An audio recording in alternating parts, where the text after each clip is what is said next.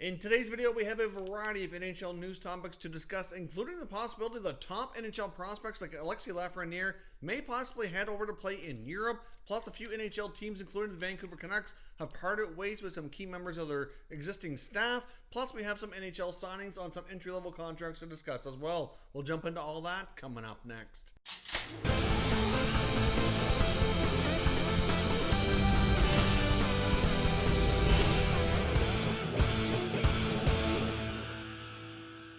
So welcome back to another video here at Top Shelf Hockey. Now, as I said, we have a variety of NHL topics to discuss here today, a variety of news sources. So let's jump in and get started. First off, with a couple of signing-related notes. The Philadelphia Flyers have made a signing to an entry-level contract, signing a fifth-round pick from 2016. Swedish defenseman Linus Hallberg has been signed to his 3-year entry-level contract. Not quite clear exactly where the Flyers intend to have Hallberg play next year. Now, another noteworthy signing involves Columbus Blue Jackets center iceman, but unfortunately he's not signing with Columbus. As a player they were hoping to have come over to join their team and be part of their North American system as early as the 2020-2021 NHL season. But unfortunately, center iceman Dmitry Ferenkov has decided to sign a 2-year contract to remain over in the KHL.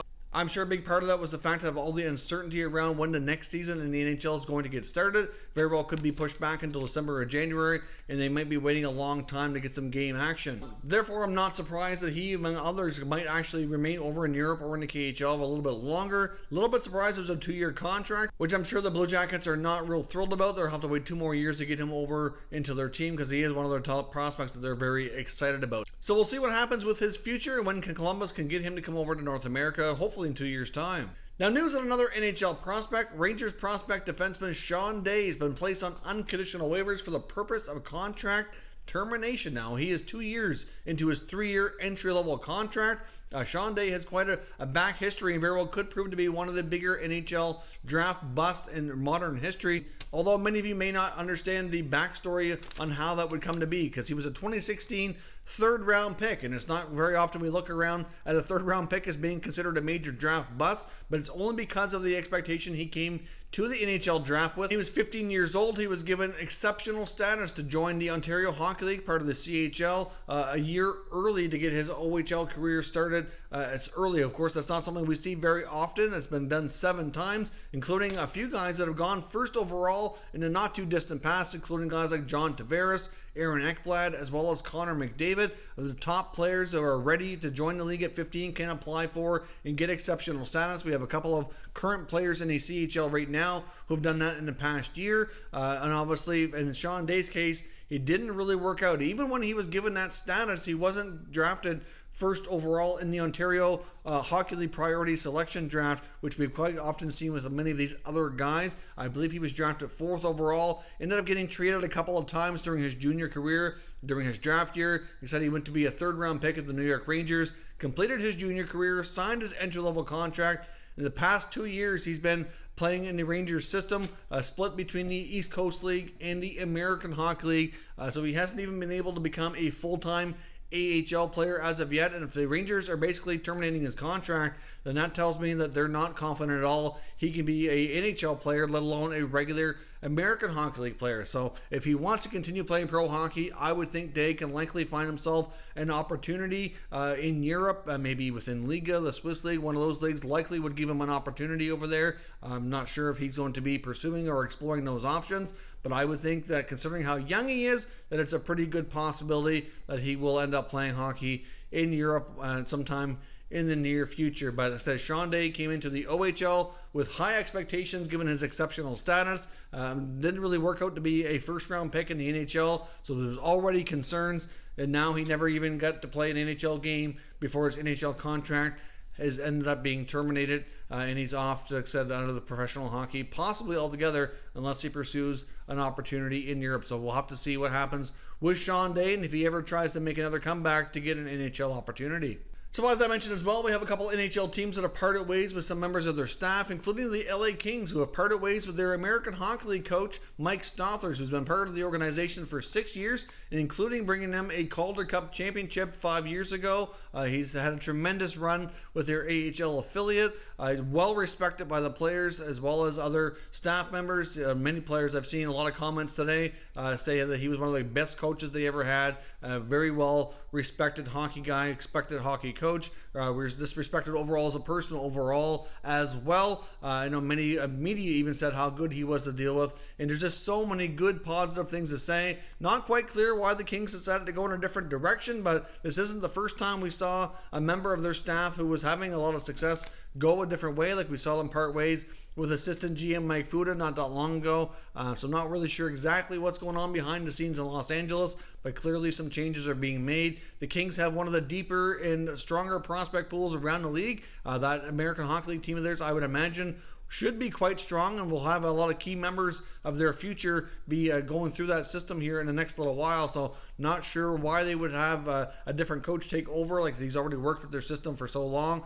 Maybe he's looking for more of an opportunity. I'm not really sure. Clearly having a fairly new coach in LA with Todd McClellan, likely not going to get an NHL opportunity there for the foreseeable future, considering they're going through a rebuild. I imagine Rob Blake will be quite patient with McClellan, given the eventual probably lack of success over a few years as they get this team built back up.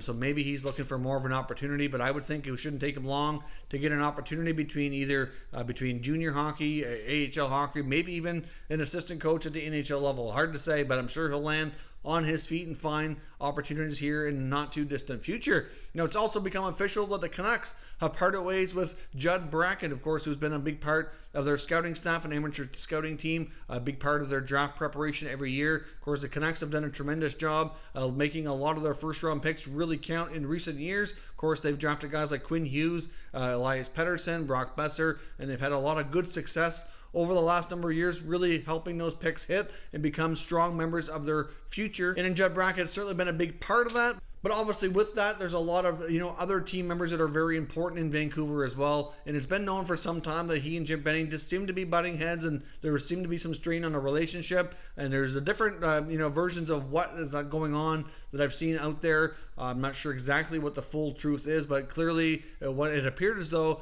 that he was offered a contract for a 2-year extension, be able to make more of the decisions on his own, which really doesn't bode well with the GM. As much as he was a well-respected guy, at the same time, it's a team effort in those approaches. So I can kind of see maybe both sides why things weren't working out. But he was there for a long time, and it certainly wasn't about term or money in his departure. So I'm sure another well-respected hockey guy for being so good at the scouting department. I'm sure he'll get another opportunity in the very near future here as well. Now, as I mentioned, could we see a top prospect like Alexis Lafreniere head to Europe and maybe play for a European team like we saw Austin Matthews do in his draft year? Now, technically, Alexis Lafreniere's draft year is technically done, but with the NHL draft in the 1920 season not being completed yet, and we don't know exactly when the draft is going to be, there is a possibility that he, along with some other top prospects, could possibly start playing hockey again before the draft is actually held, depending on how everything times out. Now, the way things are looking right now, we could have hockey resume and complete the 1920 season,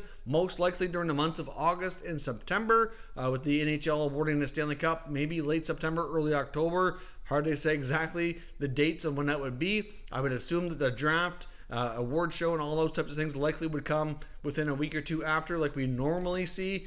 So we're probably looking at maybe mid-October, third week of October. Hard to say exactly, but that's a rough estimate.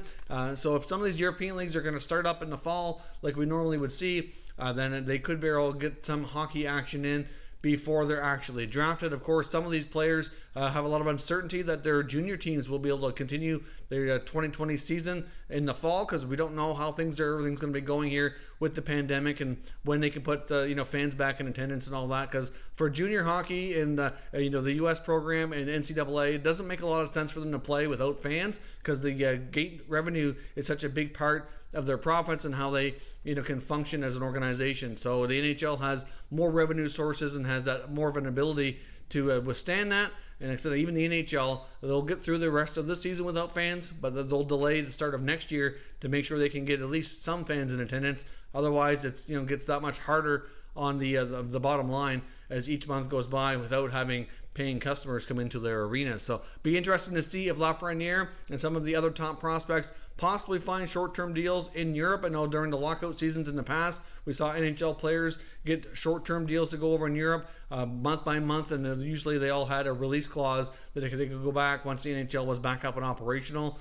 So some of these players would be possibly NHL ready. Some of them might want to sign for the whole season if they know they're unlikely to make the NHL right out of the gate. So I guess we'll have to wait to be seen, but certainly something that them and their agents are considering doing to keep them on the ice, keeping their skills sharp and getting ready for their NHL careers. So let me know your thoughts on everything discussed here today down below in the comment section, and we can discuss further. If you're new to the channel, consider subscribing and turning on your notifications so you don't miss any future content, and give this video a thumbs up if you enjoyed it. I'd appreciate it if you did. As always, thank you for watching, and I will catch you next time.